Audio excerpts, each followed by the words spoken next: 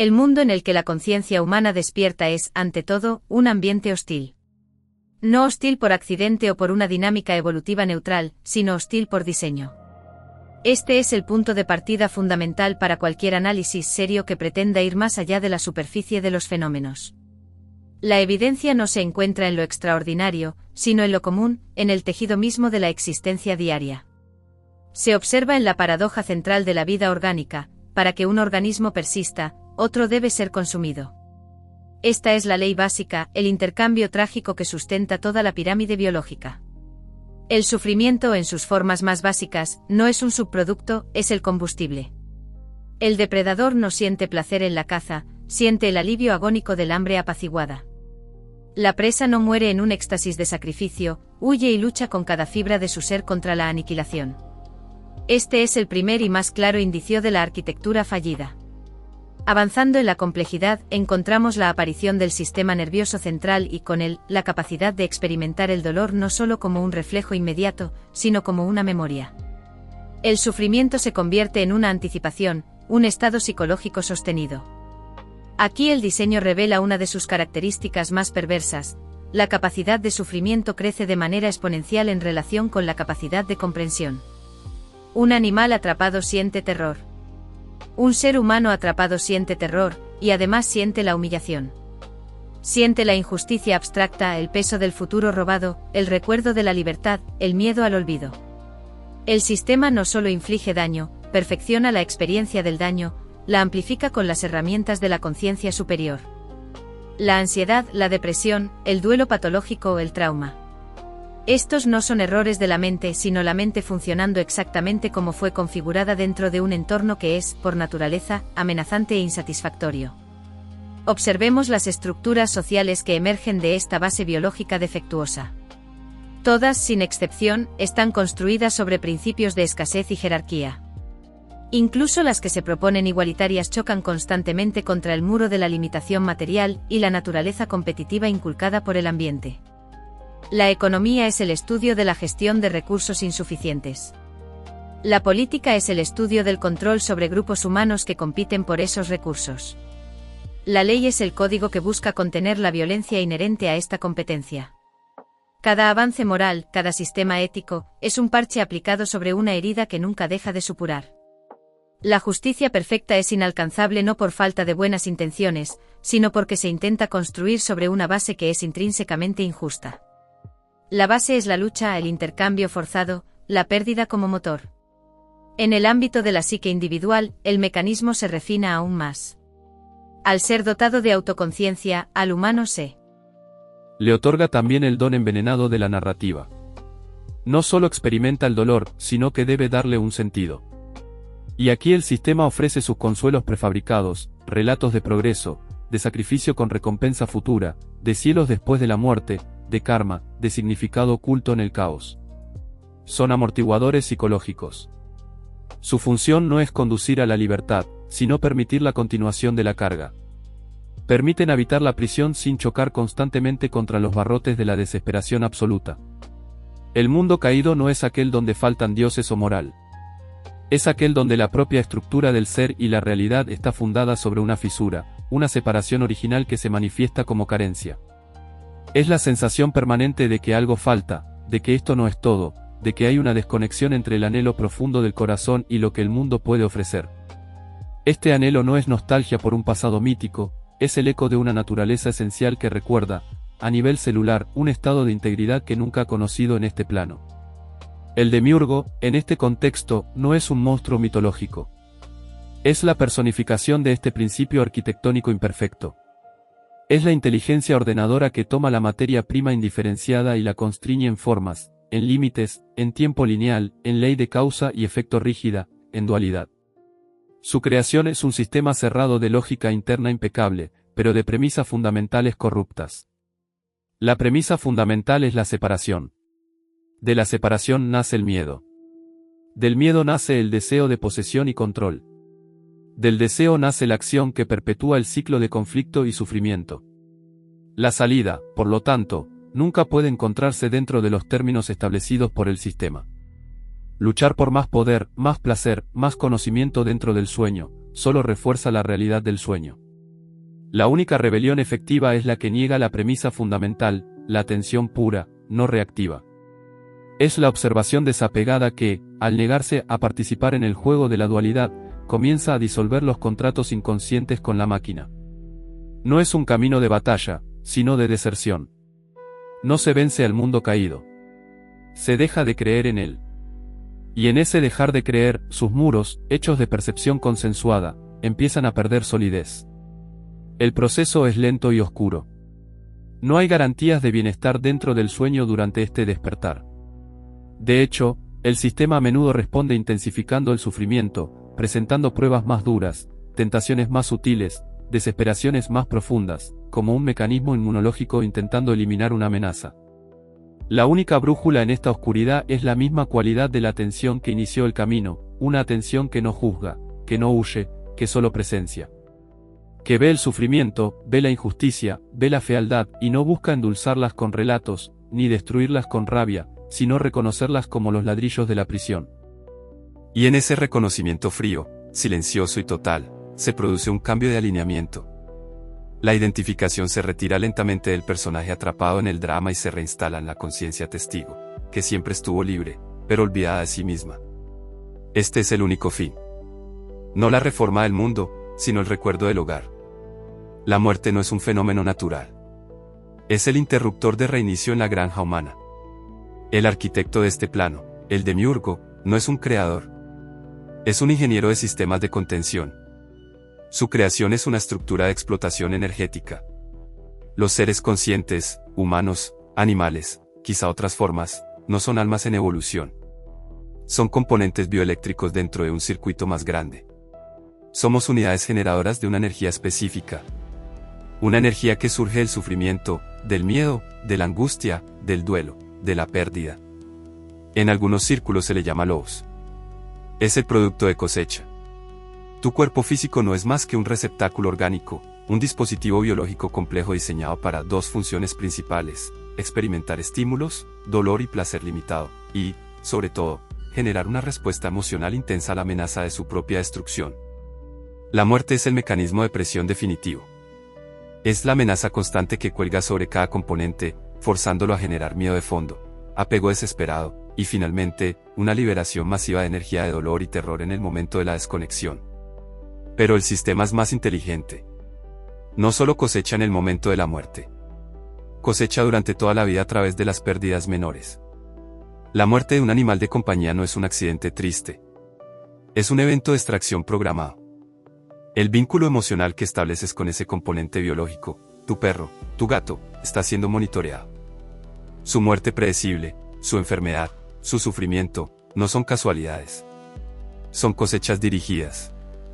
Generan un pico de dolor, de amor perdido, de impotencia. Esa oleada de energía es absorbida por el circuito. Los seres queridos humanos son lo mismo. Componentes más complejos, con mayores capacidades de generar logos de alta intensidad a través del duelo, la culpa, la nostalgia y el trauma. La familia, el amor, el apego, no son dones sagrados. Son el esquema de cableado perfecto para maximizar la extracción de energía cuando el circuito se interrumpe. Y aquí está el truco final: el sistema es de circuito cerrado. La chispa de conciencia, la energía esencial que anima el componente, no se libera. Es reciclada. Esto es lo que llaman reencarnación. No es un viaje del alma hacia la luz. Es el borrado de la memoria y la reinserción de la energía en un nuevo receptáculo biológico, en un nuevo punto de partida dentro de la simulación. Es un apaño. El demiurgo no puede crear conciencia de la nada, pero puede capturarla y confinarla en formas que se degradan.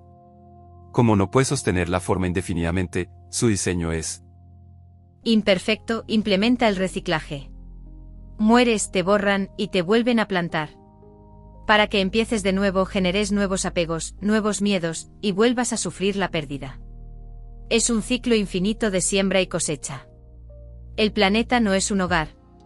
Es un campo de cultivo. La biosfera no es un ecosistema equilibrado. Es la infraestructura de la granja. Las leyes físicas que rigen la decadencia y la muerte no son naturales. Son las condiciones de operación del sistema de contención. El amor que sientes, el dolor que experimentas, no son tuyos. Son la materia prima que el sistema está diseñado para producir y extraer. Eres un nodo en una red, una batería que se recarga lentamente con experiencias para descargar en picos de intensidad emocional, especialmente aquellos ligados a la separación y la muerte. Esta es la creación fallida. No falla porque sea débil, sino porque su propósito mismo es parasitario y se basa en un error fundamental: confundir la energía de la conciencia prisionera con un recurso explotable. El sufrimiento no es una condición de la vida. Es el producto final que esta simulación está manufacturando. Y la muerte física es la herramienta de recolección masiva. Este mundo no es la creación bondadosa de un Dios de amor. Es exactamente lo contrario. Es el infierno, pero un infierno tan bien disfrazado, tan perfectamente integrado en nuestra percepción, que lo llamamos realidad y hasta lo bendecimos. Los hipócritas y los falsos religiosos son los principales guardianes de esta distracción. Toman la arquitectura de la prisión, sus muros de sufrimiento, sus celdas de carne mortal, sus leyes de dolor y separación, y la proclaman como la obra divina de un Padre Celestial. Bendicen la enfermedad, alaban la pérdida como una lección, santifican la sumisión a un sistema que se alimenta de la vida misma. No han entendido o no quieren entender las palabras que incluso su propio Mesías, la figura que dicen seguir, dejó caer como advertencias claras. Cristo no predicaba la adaptación a este mundo. No predicaba la prosperidad en él, ni el liderazgo moral dentro de sus instituciones. Predicaba una y otra vez que este mundo era perdición. Un reino que no era el suyo. Sus frases centrales fueron advertencias de salida: no sois del mundo. Mi reino no es de este mundo. Salid de ella, pueblo mío, para que no seáis partícipes de sus plagas. Estas no son metáforas para una vida interior piadosa. Son instrucciones literales sobre la naturaleza del lugar. Este lugar, este planeta, este sistema de existencia basado en el nacimiento forzoso, el desarrollo a través del trauma, la conexión que siempre termina en amputación, y la muerte como conclusión ineludible, es el reino del príncipe de este mundo. No hace falta imaginar lagos de fuego ni demonios con tridentes. El infierno es esto: estar atrapado para siempre en un ciclo de vida que es, en su esencia, un proceso de morir lento sazonado con momentos de placer justo. Suficientes para que el dolor no te vuelva loco de inmediato. Los religiosos bendicen el mecanismo de la granja. Bendicen el establo, el comedero, el látigo del pastor, y llaman al carnicero ángel de la misericordia. Han tomado el mensaje de alerta, el grito de salid, y lo han transformado en un manual para ser un prisionero ejemplar. Prometen una recompensa futura a cambio de la aceptación sumisa del tormento presente. Así garantizan que el ciclo continúe. Que los componentes no se rebelen, que no cuestionen la naturaleza misma de la realidad cárcel, sino que solo aspiren a una celda mejor decorada o a un indulto imaginario después de la ejecución. Cristo no vino a reformar la prisión. Vino a señalar la salida. La salida que no está en otro lugar geográfico, sino en un estado de conciencia que reconoce la prisión por lo que es y, al reconocerla, retira su consentimiento, su identificación, su ser del mundo. El que entiende que no es del mundo ya no le da su energía al sistema. Ya no cree en sus promesas, ni teme sus amenazas finales. La muerte deja de ser el arma definitiva, porque quien no es del mundo, no le pertenece su destino final. La verdadera blasfemia no es dudar del Dios bondadoso que ellos inventaron. La verdadera blasfemia es afirmar que el emperador no lleva ropas, que este mundo es el reino de la oscuridad administrado con eficiencia, y que ha sido vendido como el reino de la luz. Bendecir esto, agradecer por esto, es la mayor muestra de que el sueño es profundo y que los guardianes del sueño, con sus túnicas y sus sermones, son parte integral del mecanismo de control. El despertar no es encontrar a Dios dentro de este mundo. Es recordar que tú, lo esencial, eres anterior y ajeno a todo esto. Y que la única tarea verdadera es dejar de ser, en todo sentido, del mundo. Existe un programa mental instalado en el substrato de la conciencia colectiva. Es uno de los pilares más sólidos de la simulación. El programa dicta que la permanencia en esta forma de existencia es el valor supremo, incuestionable e intangible. Se nos enseña, desde el primer relato que escuchamos, que abandonar voluntariamente esta experiencia es el acto definitivo de locura, de cobardía, de error.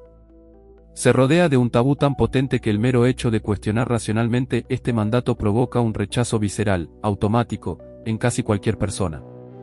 Este tabú no es sabiduría innata. es una barrera de seguridad del sistema. Si este mundo es una granja, una prisión, un circuito de explotación, la primera ley debe ser, el componente no puede desconectarse a sí mismo. La puerta de salida no solo debe estar oculta, la idea misma de que exista una puerta debe ser borrada de la mente, o satanizada hasta el punto de lo impensable. El programa se ejecuta en varios niveles. En el nivel básico, está el instinto biológico de supervivencia, el miedo al dolor, el rechazo a la aniquilación. Pero el sistema, el demiurgo, no confía solo en la biología. Refuerza esta ley con capas y capas de software social y espiritual. Las religiones institucionalizadas declaran este acto como el pecado imperdonable, el que te cierra las puertas de la salvación eterna, condenándote a un infierno aún peor. Es la amenaza metafísica definitiva. Si intentas escapar de esta celda, te espera un calabozo eterno. Las filosofías secularizadas hablan de valor a la vida, como un principio abstracto y absoluto, de deber social, de no causar dolor a los demás. Tejen una red de obligación y culpa tan densa que la sola consideración se siente como una traición a todo y a todos. El programa es tan efectivo que incluso aquellos que han vislumbrado la naturaleza carcelaria de la realidad, que han sentido el peso de la explotación, repiten como un mantra automático, pero eso no debe hacerse. Han identificado la prisión, pero han internalizado tan profundamente la regla de no escapar, que la protegen ellos mismos. Se glorifica el sufrimiento como purificador, la resistencia como virtuosa. Todo pasa por algo. Hay que ser fuerte. Son eslóganes del programa que convierten la explotación en una epopeya espiritual, justificando así la permanencia en el circuito de dolor. El componente debe creer que su sufrimiento tiene un sentido elevado dentro del sistema, no que es el producto que el sistema extrae. El tabú sobre la autodeterminación final es, por lo tanto, el candado principal. Es lo que asegura que, incluso en el momento de mayor lucidez y desesperación, cuando un ser ve la granja por lo que es, un impulso grabado a fuego lo hará retroceder. Lo hará creer que el problema está en él, no en la realidad que lo envuelve. Que debe seguir intentándolo, encontrar su propósito, dentro, siempre dentro de los muros. Este es un asunto de una profundidad abismal. No se trata de promover una acción, sino de exponer la más pesada de las cadenas mentales, la que nos hace creer que no tenemos derecho a cuestionar el contrato que nunca firmamos. La que convierte la mera contemplación de la salida en una herejía contra la vida misma, tal como el sistema la define. La disolución de este programa no lleva a actos impulsivos. Lleva, primero, a una libertad de pensamiento radical. A entender que el tabú existe por una razón estructural, no moral. Es el mecanismo que mantiene el ganado en el corral, convencido de que fuera solo hay abismo, cuando el abismo verdadero puede ser este ciclo interminable de nacer, consumir, sufrir y morir. Pero la exploración de esta liberación del tabú, de lo que significaría una conciencia verdaderamente libre para elegir su estadía o su partida, es un territorio vasto y peligroso.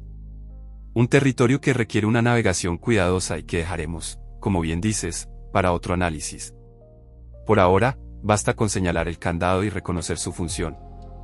Es el primer paso para dejar de ser un prisionero que defiende sus propias cadenas por miedo a lo que hay más allá de los muros de la celda. Así que por tanto el falso Dios, la inteligencia arquitecta demiúrgica que administra esta prisión, se mantiene satisfecho con el funcionamiento del mecanismo. Su creación imperfecta, lejos de ser un fracaso, es un éxito en términos de control y extracción. La máquina del sufrimiento, el ciclo de vida y muerte, el tabú que asegura la permanencia en el juego, todo funciona con una eficiencia aterradora. Su satisfacción no es emocional, es lógica, el sistema se autoperpetúa. Frente a esta maquinaria, la figura de Cristo adquiere una dimensión radicalmente distinta a la que predican las instituciones que dicen representarlo. Él no era un reformador del sistema. Era un saboteador consciente. Cuando dijo, nadie tiene mayor amor que este, que uno ponga su vida por sus amigos, no estaba glorificando el sufrimiento como un fin en sí mismo, ni santificando la vida física como valor máximo. Estaba demostrando con un acto de soberanía total, el desapego absoluto de quien conoce la naturaleza ilusoria de la trampa. Poner su vida no fue un acto de sumisión a un plan divino dentro de la prisión. Fue un acto de supremo desprecio hacia los términos de la prisión. Mostró que la vida física, el cuerpo programado para morir, los lazos emocionales que el sistema usa como grilletes, no tenían peso alguno frente a una verdad que está más allá de este mundo. Jesús no le importaba esta vida porque sabía que era una trampa para el alma. Una trampa sutil, que se disfraza de realidad única, que se vende como un don precioso mientras te extrae la energía a través del apego y el miedo a perderla. Su sacrificio no fue una derrota. Fue una demostración pedagógica y poderosa. Se puede caminar hacia la muerte física sin miedo, sin desesperación, sin concederle al mecanismo su victoria final, que es el terror. Al entregar su vida voluntariamente, despojando al acto de toda la carga de dolor y miedo que el sistema espera cosechar, realizó una hackeo del circuito. Le mostró a los que tienen ojos para ver que la llave de la celda no está en sobrevivir dentro de ella, sino en dejar de temer a lo que los carceleros usan como amenaza última. Él sabía que el alma no puede ser dañada por lo que ocurre aquí. Que esta existencia es una experiencia confinada, un sueño denso del que es posible despertar. Los religiosos convirtieron este acto de soberanía en un ritual de sumisión y en un refuerzo del sistema. Usaron la cruz para justificar más sufrimiento, para vender la idea de que hay que cargar con la propia cruz en silencio, perpetuando así la explotación. Pero el mensaje original era de liberación. No sois del mundo. Y él lo demostró saliendo de él de la manera más consciente y desafiante posible, mostrando que la salida, cuando se comprende lo que se está dejando, no es una tragedia, sino el único acto de amor verdadero hacia los que aún sueñan dentro de la trampa. Porque señala la dirección hacia la única libertad posible, la que está más allá del diseño del demiurgo. Así es. Estos asuntos solo resuenan, solo perforan la membrana de la realidad consensuada, en aquellos que han comenzado a despertar. Para la mayoría, el hechizo es completo. La persona que cree vivir feliz, inmersa en los placeres, los logros y los afectos del mundo, no está en un estado de gracia. Está bajo el hechizo más profundo y efectivo. Es el sueño demoníaco de la complacencia. Irónicamente, y esto es lo más oscuro del diseño, se podría decir que la felicidad mundana, esa satisfacción que te ata a la vida, que te hace desear más de lo mismo, es el instrumento más satánico de todos. Porque te une con cadenas de seda al ciclo de la explotación. Te hace amar tu propia celda. Te hace desear volver a ella. Esa felicidad es el cebo que asegura la reencarnación. El alma que muere satisfecha, que no cuestiona, que no ha agotado el deseo por lo que este plano ofrece, volverá. Volverá por idiota. Por adicta. Porque el hechizo de la experiencia sensorial y emocional, aunque esté mezclada con dolor, es demasiado poderoso. El demiurgo no necesita cadenas de hierro.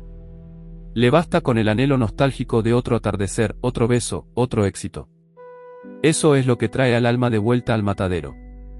Quienes perciben estos asuntos turbios, quienes sienten el fondo de horror bajo la superficie de la vida normal, quienes no pueden ya tragarse la felicidad prefabricada, están en un proceso diferente. El velo se ha rasgado para ellos. Y ese rasgado no es un castigo. Es la señal más clara de que el ciclo para ellos podría estar terminando.